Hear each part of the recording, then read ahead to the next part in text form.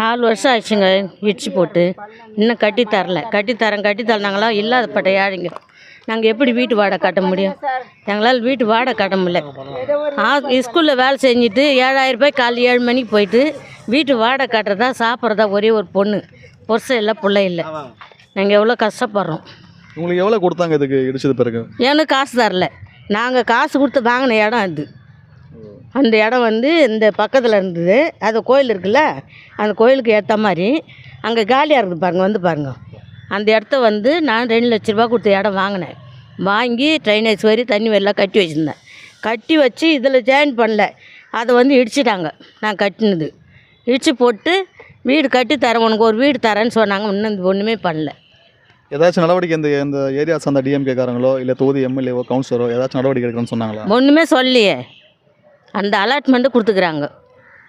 ஆனால் எப்போ வரும்னு